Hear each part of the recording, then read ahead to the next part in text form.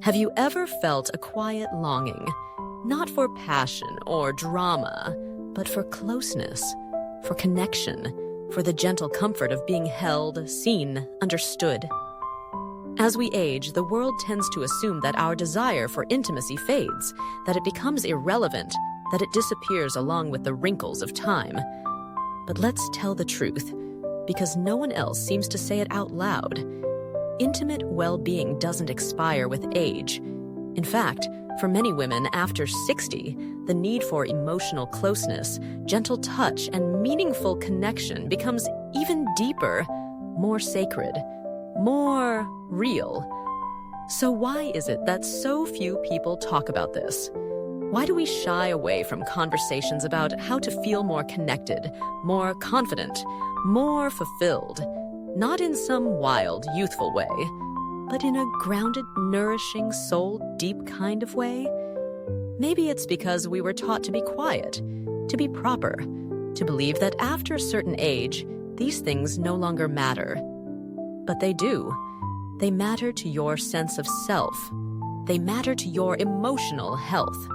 They matter to your joy, your confidence, your ability to feel fully alive in your own skin. This video isn't about how to get your spark back. It's about how to reconnect with the warmth that's already there, underneath the self-doubt, the aging body, the cultural silence. So grab a cup of tea, find a soft place to sit, and stay with me until the end. You might hear something that reminds you of what you deserve, or maybe something that lets you breathe a little deeper, or maybe, just maybe, something that gives you permission to begin again. Let's start here. The biggest misconception. The idea that after menopause, or after a partner has passed, or after a relationship has grown quiet, that intimacy is no longer part of your life. But that's not true. Your desire for closeness, for physical tenderness, for emotional warmth, it doesn't go away. It changes shape. It softens. It matures. But it's still very real. And denying it doesn't make it disappear. It just makes us lonelier. Let me tell you about Clara.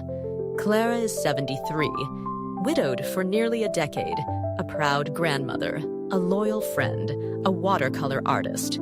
On the outside, she seemed content, independent, settled. But one afternoon, while talking with her doctor about her sleep issues, she paused and said something she hadn't said aloud in years. "I think I miss being touched." It wasn't about craving romance or reliving youth. It was about missing the feeling of connection, of being close to another human, of being reminded that she was still worthy of affection. That moment was a turning point for her, not because someone offered a solution, but because she finally gave herself permission to want more. And that's where we begin. Let's talk about why the desire for intimacy in later life is not selfish, shameful, or silly. It's sacred, because you have lived through decades of giving to others, to work, to children, to responsibilities. You have spent a lifetime showing up. So if now, in this chapter, your heart whispers, "I want closeness again," then that is a need worth honoring. And intimacy in this season of life doesn't have to look the way it did when you were 25 or 45. It might be quiet hand-holding on a morning walk. It might be resting your head on someone's shoulder in the dark. It might be slow, soul-deep conversation without rushing to get anywhere else. Or it might be rediscovering touch with your partner or even with yourself in a way that feels kind, curious, and free of expectation. But before we can talk about the 3 simple steps to enhance this beautiful part of life, we need to clear the emotional clutter that gets in the way. Because intimacy, more than anything, starts in the mind. And too often, our thoughts are filled with old programming.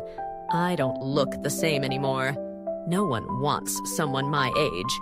It's too late to feel beautiful again.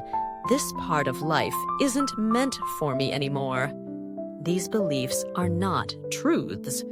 They are echoes of a culture that forgets how radiant older women can be, not just in spirit, but in desire, in depth, in the sacred act of receiving. You are not too old to feel wanted. You are not too late to feel whole. And you are absolutely not finished with tenderness. But tenderness, like any garden, needs tending.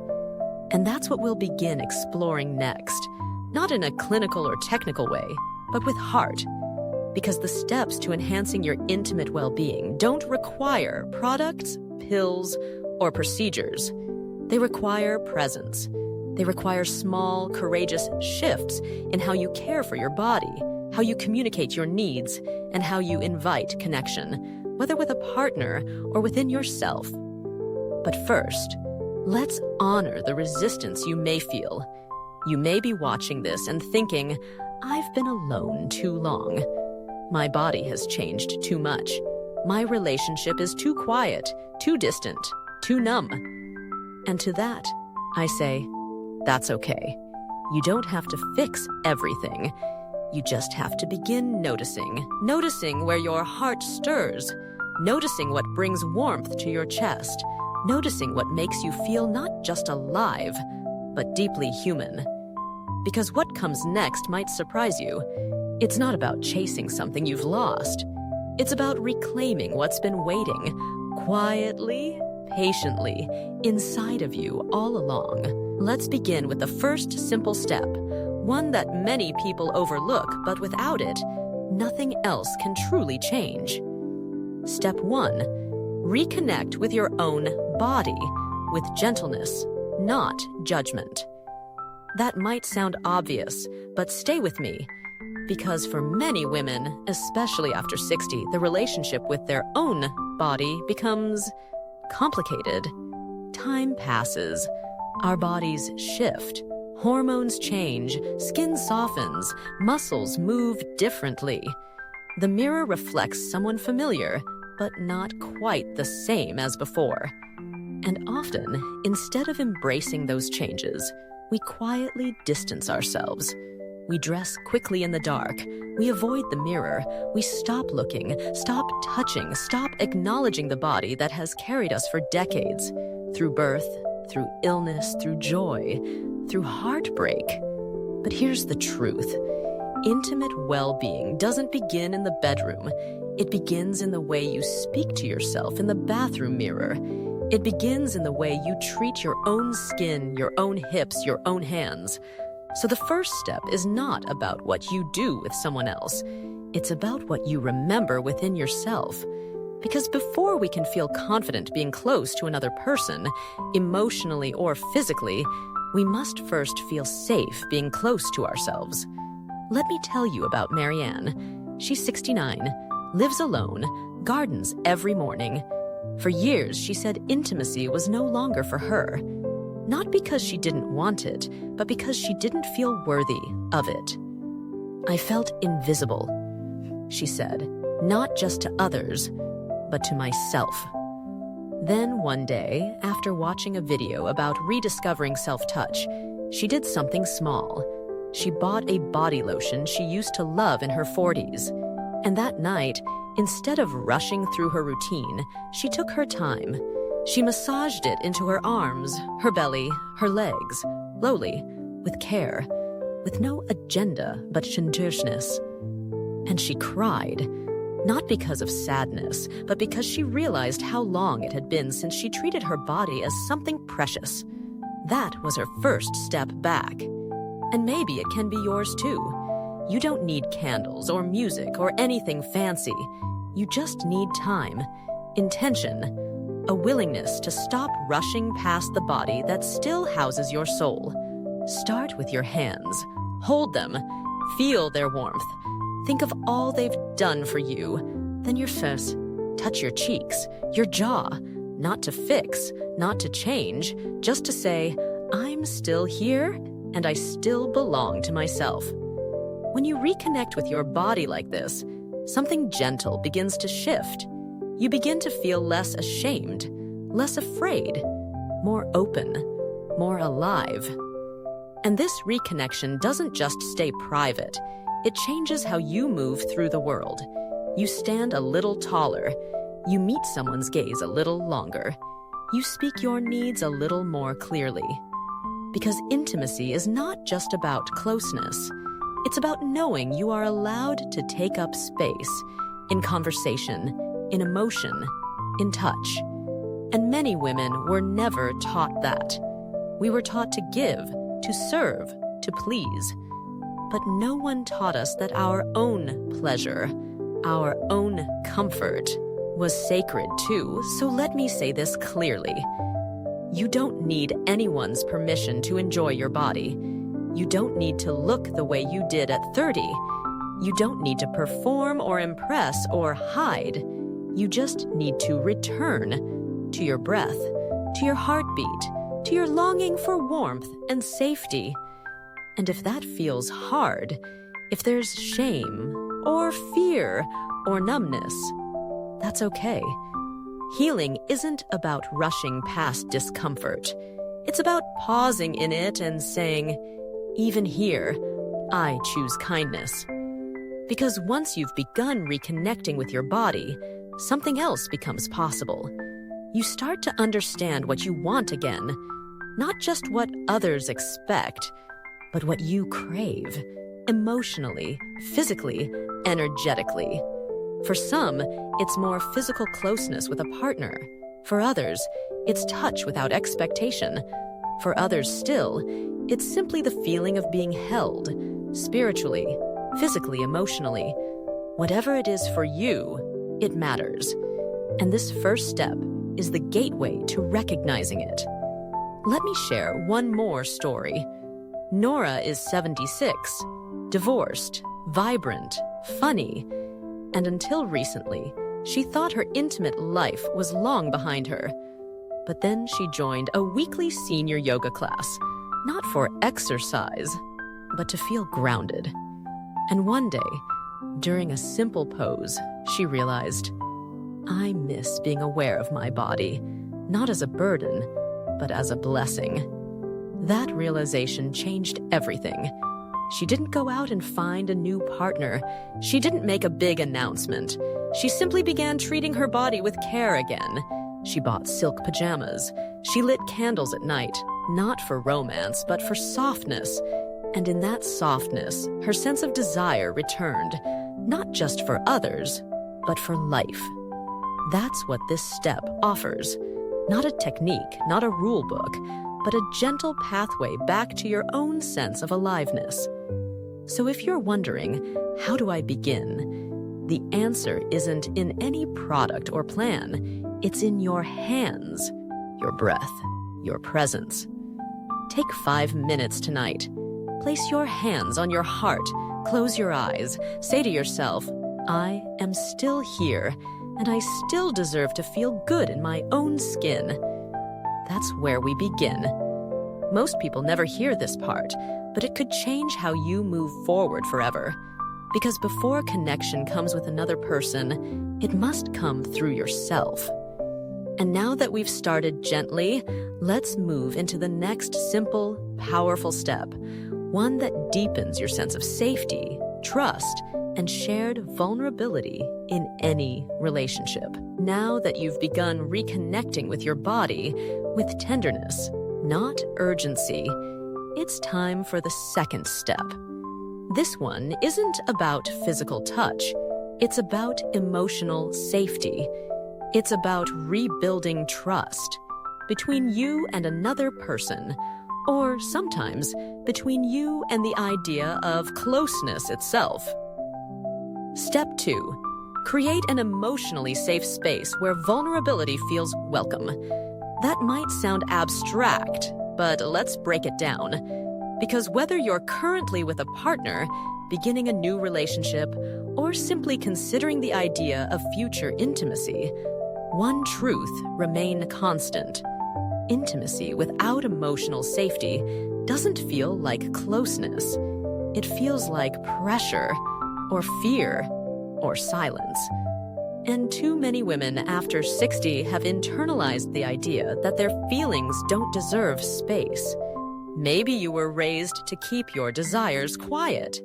Maybe you've been in a relationship where your needs weren't heard. Maybe you learned to dismiss your own discomfort to keep the peace. But here's what I want you to remember. You are allowed to want emotional connection without apology. And more than that, you are allowed to ask for it. Let me tell you about Eleanor. She's 71, remarried after being widowed. Her new partner is kind, funny, respectful. But she told me, it's hard to let him in, even though he's not the one who hurt me. Her hesitation wasn't about him. It was about the years she spent in a marriage where she had to stay small to keep things calm. So when her new partner reached for her hand, she didn't flinch because of the touch. She flinched because of what the touch represented. Openness, vulnerability, the risk of being seen again. That's where emotional safety comes in. We don't rebuild trust by pretending we're fine. We rebuild it by speaking gently, truthfully, and consistently. So what does this look like in practice? It looks like sitting with your partner, or even just journaling with yourself, and asking questions like, what makes me feel relaxed? What helps me feel emotionally connected? What are the little things that build trust in me? For some women, emotional safety means knowing that there's no expectation attached to physical closeness. For others, it means being able to say not tonight without guilt. For many, it means hearing you're beautiful and actually believing it, because it's said with love, not out of obligation. Whatever it is for you, it matters. And when you share those truths, even in small doses, you invite deeper connection.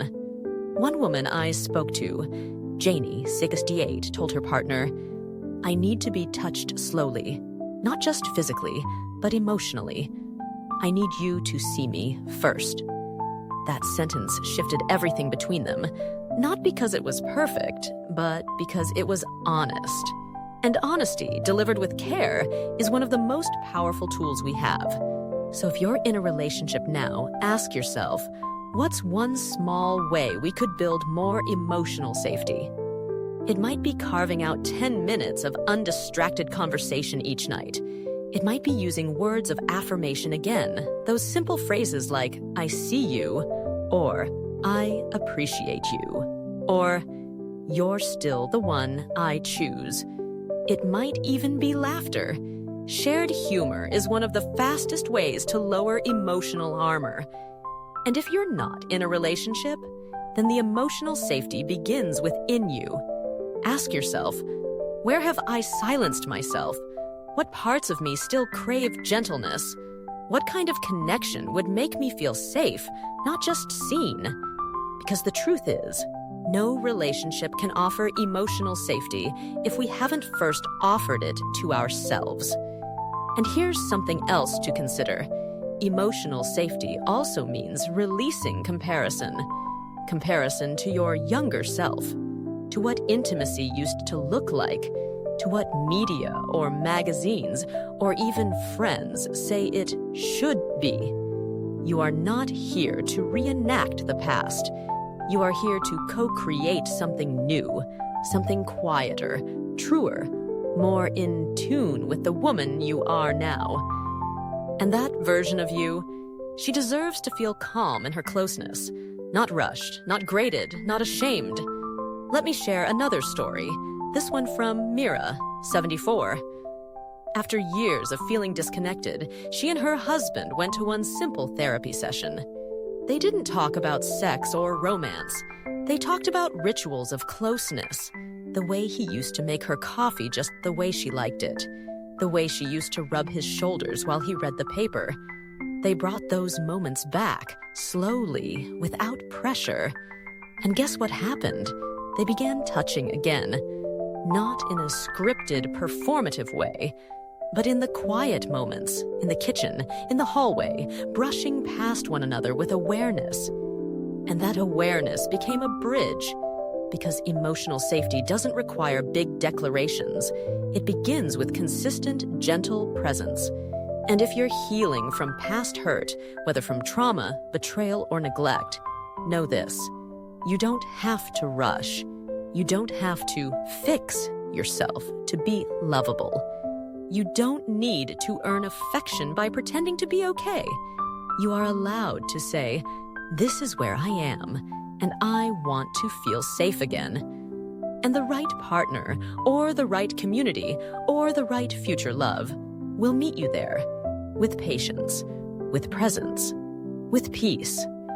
So the second step in enhancing your intimate well-being is this: create emotional safety, first with yourself, then with others. Because when your nervous system feels calm, when your heart feels respected, and when your voice feels heard, then intimacy becomes not just possible, but nourishing. And once that foundation is set, we can step into the final piece: how to invite physical closeness in a way that feels natural, not forced, joyful, not performative. Let's keep going. What comes next might surprise you with how gentle and how powerful it truly is. So far, you've taken 2 powerful steps. You've started reconnecting with your body, not to fix it, but to honor it. You've explored how emotional safety creates the foundation for intimacy, not as a performance, but as presence. Now, we move into the third and final step, one that many people assume comes first, but truly belongs last. Step 3. Invite physical closeness through presence, not pressure. Because after 60, intimacy isn't about performance. It's not about fitting into someone else's expectation or old cultural scripts. It's about returning to the body, not as a thing to be judged, but as a place to be lived in, touched with care, and experienced with love. And here's the truth: physical closeness after 60 can be more powerful than ever when it's built on real connection. Let me tell you about Helen and Robert. They've been together for over 40 years. When Helen turned 68, she told me something she hadn't even told her husband yet. "I miss being touched, not rushed, just touched." You see, over time, even in the most loving relationships, the body becomes familiar. Routines settle in, closeness becomes functional, or fades into the background. But that doesn't mean the desire disappears. Sometimes it simply changes rhythm. So Helen made a quiet decision. One night, she turned to Robert and said, "I'd like to hold hands more." That was it. No agenda, no hinting, no pressure. Just a simple truth. And from that one sentence, a new rhythm began. They started sitting closer again, lingering a little longer in the morning, making eye contact instead of just exchanging errands. And eventually, yes, physical intimacy returned. But not because they pushed for it, because they made space for it. That's what this third step is all about.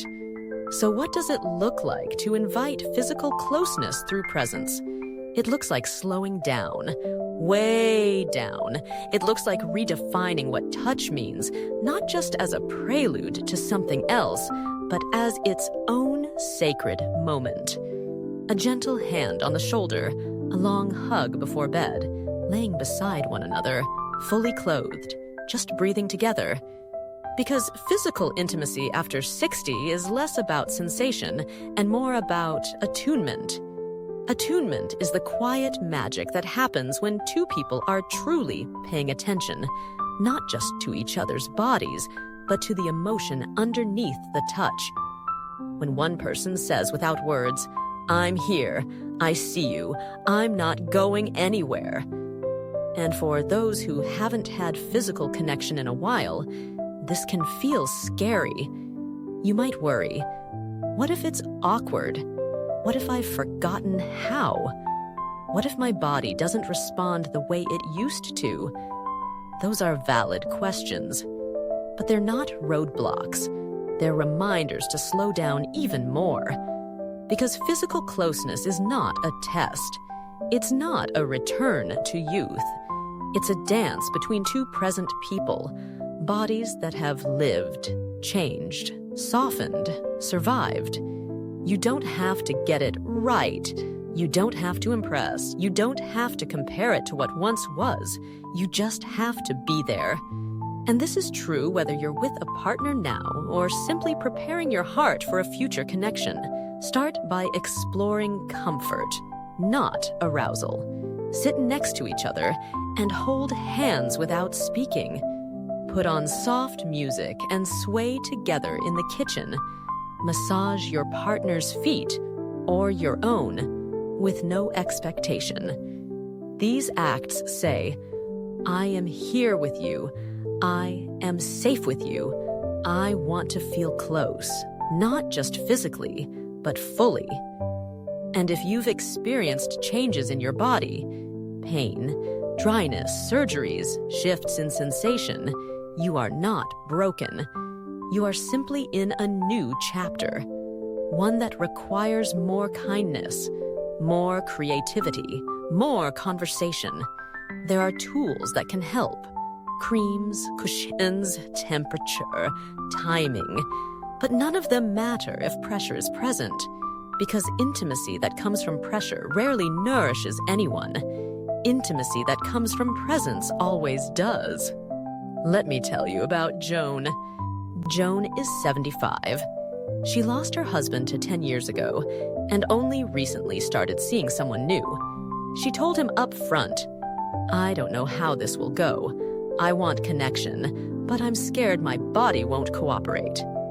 And he said something that stayed with her and with me. We don't need to go anywhere. Let's just meet here. That sentence became a kind of prayer. Let's just meet here. No expectations, no timeline, no agenda, just meeting, heart to heart, breath to breath, body to body, wherever they were that day. That's the invitation I want you to feel in this third step. It's not get your spark back. It's let's be present to the warmth that's already here. Because warmth is not lost. It's often just waiting to be welcomed back. So if you're ready to invite physical closeness again, or for the first time in a long time, here's a gentle way to begin. Sit beside someone you trust, even if it's yourself. Close your eyes. Place your hand over your heart. Breathe. Say softly, I am allowed to feel connection. I am allowed to receive care. I am allowed to take my time. Then, stay there a little longer than feels familiar. That's it. That's presence. And from presence, everything else flows, naturally, sweetly, at your own pace. Because after all these years, your body still wants to feel loved, and it still deserves to be touched, not just by others, but by your own sense of grace. Let's keep going, because now that we've walked through all 3 steps, it's time to tie them together, not as a to-do list, but as a way of being. And what comes next may be the most healing part of all, the reminder that intimacy isn't something you achieve. It's something you reclaim with love. So here we are, at the end of this conversation, but perhaps at the beginning of something far more beautiful. You've walked with me through 3 simple steps. Not dramatic, not complicated, but powerful in their quiet way. You've been willing to reflect, to feel, to remember what it means to come home to your own body. And I want you to know that is no small thing. Because in a world that constantly tells women over 60 to fade, to quiet down, to disappear, you chose to listen inward instead. You chose to ask, what do I want? What does intimacy look like for me now? What do I need in this chapter of my life to feel alive, not just functioning, but glowing? That is courageous. That is radiant. And that was how we redefine what it means to be intimate in the second half of life. You see, intimacy isn't about youth. It's not about appearance, or flexibility, or frequency, or anything you've seen in magazines or movies. It's about connection. It's about presence.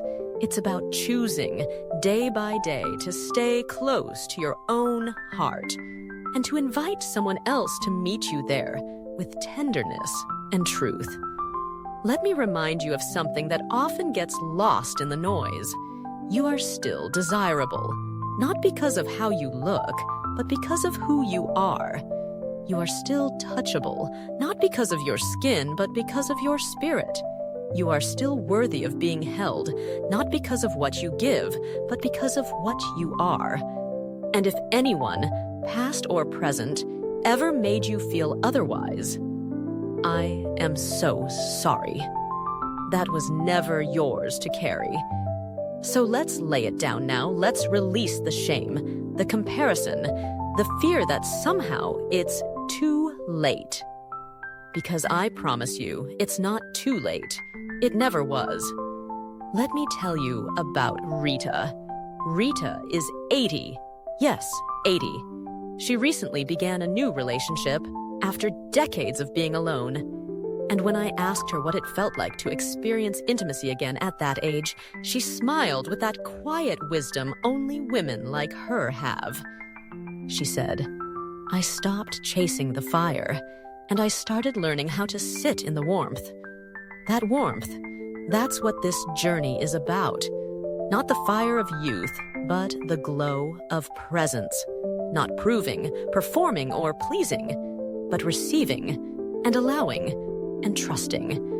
So whether you're currently in a relationship or not, whether you're healing from loss or opening your heart again, whether you've been quietly longing or courageously reclaiming, know this: you are still becoming and still discovering, still allowed to want what you want, still worthy of soft moments, shared laughter, meaningful glances, and hands that know how to hold with love, not pressure.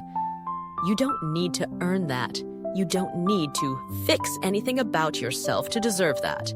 You simply need to begin saying yes to yourself, yes to slowing down, yes to listening inward, yes to honoring your rhythms and your needs and your story, because your story matters.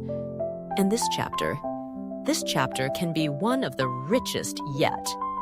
So here's my invitation to you. Start small. Start gently. Start tonight by placing your hand over your own heart and saying, I am still here. I am still worthy. And I am still allowed to feel close, connected, and alive. Then take a breath and let that truth settle in your bones, because you've made it through so much.